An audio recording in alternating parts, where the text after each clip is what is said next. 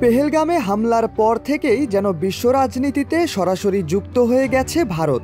Pakistan, America, চীন, Russia সহ আরও বিশ্বের কয়েকটি দেশের সাথে তাল মিলিয়ে চলতে হচ্ছে তাদের। আর এতেই তৈরি হয়েছে জটিলতা। কাকে রেখে কার কাছেই বা ঘেঁষবে, কাকেই বা করবে বঞ্চিত, সে হিসেব মেলাতেই যেন ব্যস্ত দেশটির পররাষ্ট্র মন্ত্রণালয়।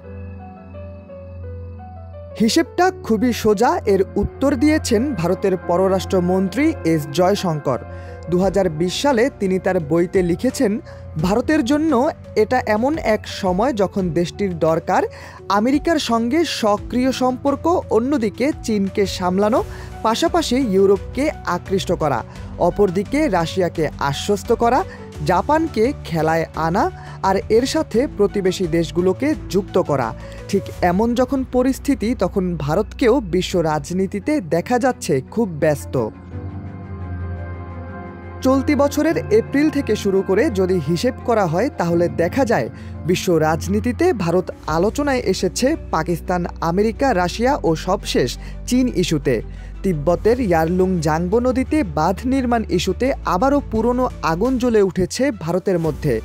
এসবের মাঝেই 31 আগস্ট নরেন্দ্র মোদী সফর করছেন বেইজিংয়ে।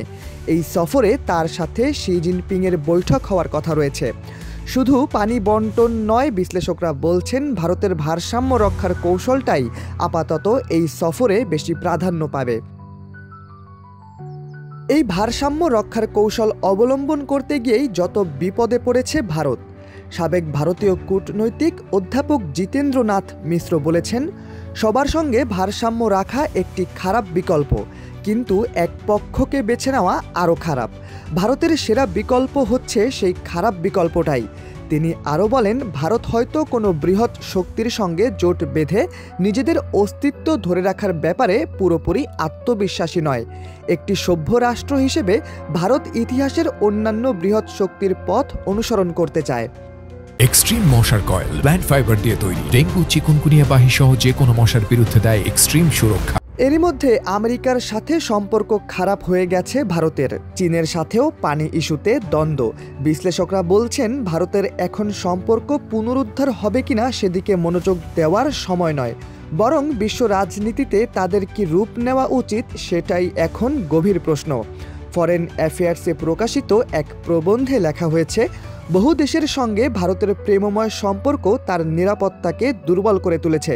যেহেতু আমেরিকা এশিয়ার শীর্ষ 2 দেশকে পরাজিত করবে, তাই চীনকে নিয়ন্ত্রণে রাখার জন্য ভারতের ওয়াশিংটনের সঙ্গে ভালো সম্পর্ক রাখা জরুরি। দিল্লি এমনটা না করলে তা প্রতিকূল পরাশক্তির মুখোমুখি হওয়ার ঝুঁকিতে পড়বে।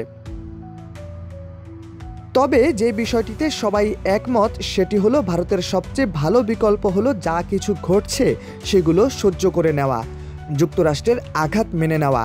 শেষ পর্যন্ত কৌশলগত ধৈর্যই হতে পারে ভারতের একমাত্র আসল শক্তি। ঝড় কেটে গেলে অংশীদাররা ফিরে আসবে, এমন আত্মবিশ্বাস রাখা।